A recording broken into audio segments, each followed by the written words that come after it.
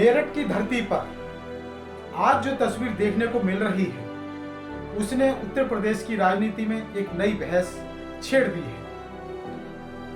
इंचौली से शेरगढ़ी तक निकली आजाद समाज पार्टी प्रमुख और नगीना सांसद चंद्रशेखर आजाद रावण की सत्ता परिवर्तन यात्रा ने राजनीतिक गलियारों में हलचल मचा दी है।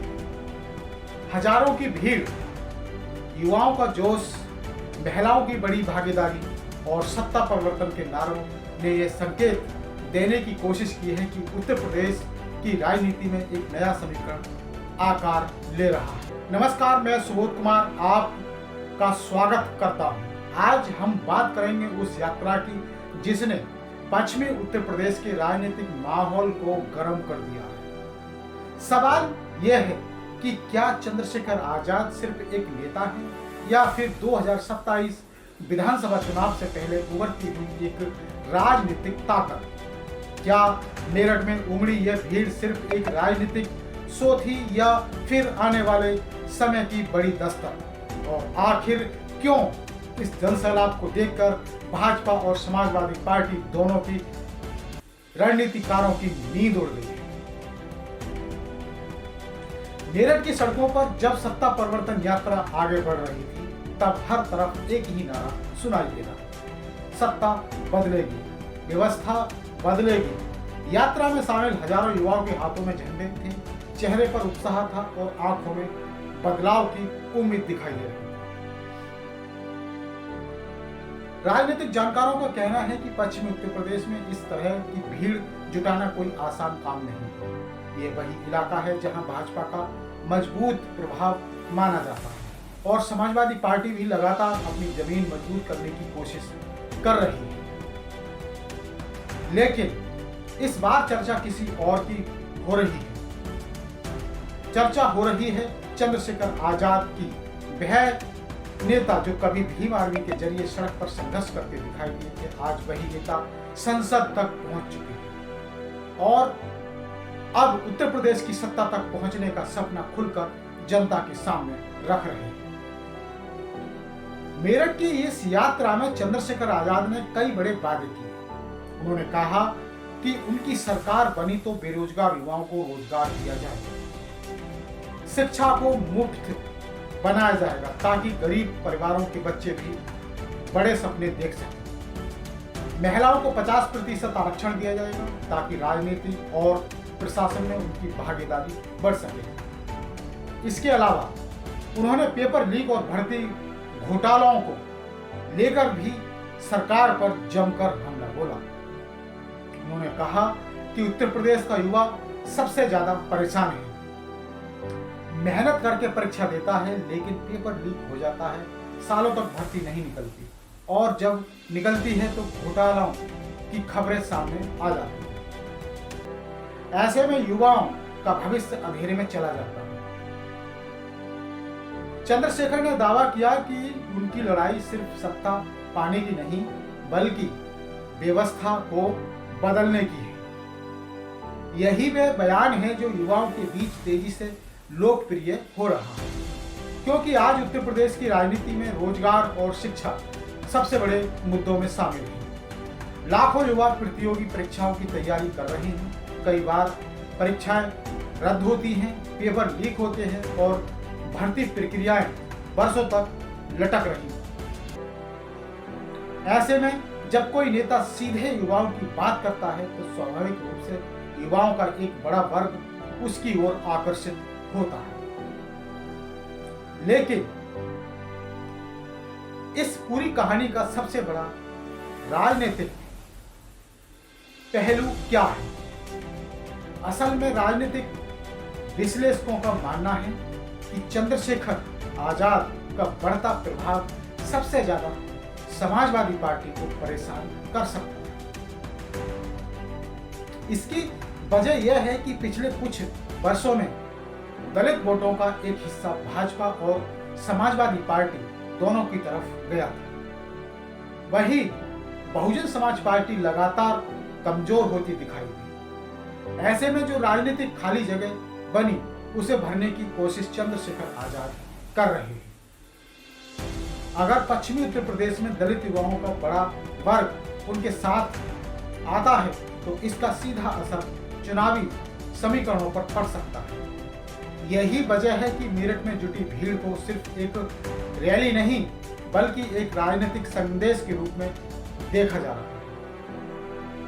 अब बात करते हैं उस नाम की जिसकी चर्चा इस यात्रा के बाद और तेज हो गई। वह नाम है असदुद्दीन ओवैसी। राजनीतिक गलियारों में यह चर्चा लंबे समय से चल रही है कि उत्तर प्रदेश में दलित मुस्लिम गठजोड़ की संभावना क्या हो सकती है। मायावती की बसपा जब अपने चरम पर थी तब बहुजन राजनीति का केंद्र वही थी, लेकिन पिछले कुछ चुनावों में बसपा का जनाधार कमजोर हुआ। ऐसे में कई राजनीतिक दल नए समीकरण तलाश रहे हैं।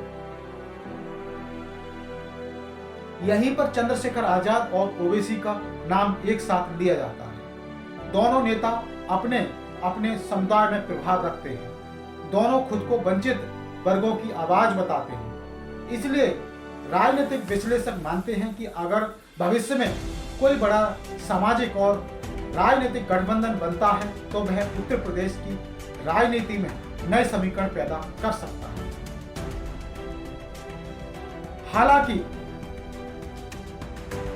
अभी तक कोई बड़ा चुनावी गठबंधन सामने नहीं आया है, लेकिन राजनीति में संभावनाएं हमेशा बनी रहती हैं। यही कारण है कि मेरठ की यात्रा के बाद ओवैसी की मुस्कान और राजनीतिक चर्चाओं का विषय बन गई है। अब जरा भाजपा की स्थिति को समझते हैं। भाजपा आज उत्तर प्रदेश की सबसे मजबूत राजनीतिक ताकत मानी जाती है। मुख्यमंत्री योगी आदित्यनाथ की सरकार कानून व्यवस्था, विकास और कल्याणकारी योजनाओं को लेकर जनता के बीच जाती है, लेकिन विपक्ष लगातार बेरोजगारी, महंगाई, शिक्षा और पेपर लीक जैसे मुद्दों पर सरकार को घेरता है।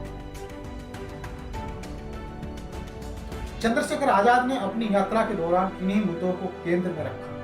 उन्होंने सीधे युवाओं को संबोधित किया। उन्होंने कहा कि अगर व्यवस्था नहीं बदली तो युवाओं का भविष्य सुरक्षित नहीं रहेगा। यह बयान इसलिए महत्वपूर्ण माना जा रहा है क्योंकि उत्तर प्रदेश में युवाओं की आबादी बहुत बड़ी है और चुनावों में उनकी भूमिका निर्णायक होती है। समाजवादी पार्टी की बात करें तो अखिलेश यादव लगातार भाजपा के खिलाफ मोर्चा खोले हुए हैं, लेकिन अब उनके सामने एक नई चुनौती दिखाई दे रही है। अगर दलित युवाओं का एक बड़ा हिस्सा चंद्रशेखर आजाद के साथ जाता है तो विपक्षी वोटों का बंटवारा हो सकता है। यही वजह है कि समाजवादी पार्टी के लिए भी यह राजनीतिक घटनाक्रम बेहद महत्वपूर्ण माना जा रहा है। मेरठ की यात्रा में एक और खास बात देखने को मिलती है। बड़ी संख्या में महिलाएं भी शामिल हुई। चंद्रशेखर आजाद ने महिलाओं को 50% आरक्षण देने का वादा करके एक बड़ा राजनीतिक संदेश देने की कोशिश की। महिलाओं की भागीदारी आज हर चुनाव में निर्णायक बनती जा रही है। इसलिए कोई भी राजनीतिक दल इस वर्ग को नजरअंदाज नहीं कर सकता।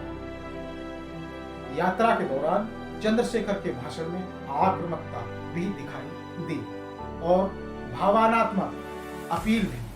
उन्होंने खुद को गरीबों, दलितों, पिछड़ों, युवाओं और महिलाओं की आवाज बताया। उन्होंने कहा कि उनकी राजनीति किसी एक जाति की नहीं बल्कि सामाजिक न्याय की राजनीति है। यह संदेश उनके समर्थकों के बीच तेजी से लोकप्रिय हो रहा है। लेकिन सबसे बड़ा सवाल अभी भी यही है कि क्या मेरठ की यह भीड़ वोटों में बदल पाएगी। भारतीय राजनीति का इतिहास बताता है कि बड़ी भीड़ हमेशा बड़ी जीत की गारंटी नहीं होती। कई बार रैलियों में लाखों लोग आते हैं, लेकिन चुनावी नतीजे अलग होते हैं। इसलिए अभी यह कहना जल्दबाजी होगी कि चंद्रशेखर आजाद 2027 में कितना बड़ा राजनीतिक प्रभाव छोड़ पाएंगे। फिर भी एक बात साफ दिखाई दे रही है कि उत्तर प्रदेश की राजनीति में उन्हें नजरअंदाज करना अब आसान नहीं है। नगीना लोकसभा सीट से जीत दर्ज करने के बाद उन्होंने यह साबित कर दिया कि उनके पास जनाधार है। अब मेरठ की सत्ता परिवर्तन यात्रा ने यह संकेत दिया है कि वह अपने प्रभाव क्षेत्र को और बड़ा करना चाहते हैं। 2027 का चुनाव अभी दूर है, लेकिन राजनीतिक रैलियां शुरू हो चुकी हैं। भाजपा अपनी सत्ता बचाने के लिए मैदान में है। समाजवादी पार्टी सत्ता में वापसी का सपना देख रही है। बसपा अपने खोए हुए जनाधार को वापस पाने की कोशिश कर रही है और वहीं चंद्रशेखर आजाद खुद को एक नए विकल्प के रूप में पेश कर रहे हैं। मेरठ की यह यात्रा सिर्फ एक रैली नहीं थी, यह एक राजनीतिक संदेश था। यह संदेश था कि उत्तर प्रदेश की राजनीति में नई आवाजें उभर रही हैं। यह संदेश था कि युवा अब अपने मुद्दों पर खुलकर बात करने वाले नेताओं की तलाश में है और यह संदेश भी था कि आने वाले चुनावों में सामाजिक समीकरण बदल सकते हैं। अब देखना दिलचस्प होगा कि क्या यह जनसैलाब आने वाले समय में वोटों की ताकत बनता है या फिर सिर्फ राजनीतिक चर्चा तक सीमित रह जाता है। लेकिन इतना तय है कि मेरठ की सड़कों से उठी यह आवाज लखनऊ की सत्ता के गलियारों तक जरूर पहुंच चुकी है। आपको क्या लगता है, क्या चंद्रशेखर आजाद उत्तर प्रदेश की राजनीति में बड़ा बदलाव ला पाएंगे? क्या उनकी सत्ता परिवर्तन यात्रा 2027 की राजनीति का ट्रेलर है? अपनी राय कमेंट बॉक्स में जरूर लिखिए। अगर आपको यह विश्लेषण पसंद आया हो तो वीडियो को लाइक करें, चैनल को सब्सक्राइब करें और बेल आइकन जरूर दबाएं। हम फिर आएंगे एक नई बड़ी और बेहतरीन स्टोरी के साथ। तब तक के लिए दे दीजिए हमें इजाजत। नमस्कार। जय भीम, जय भारत, जय संविधान।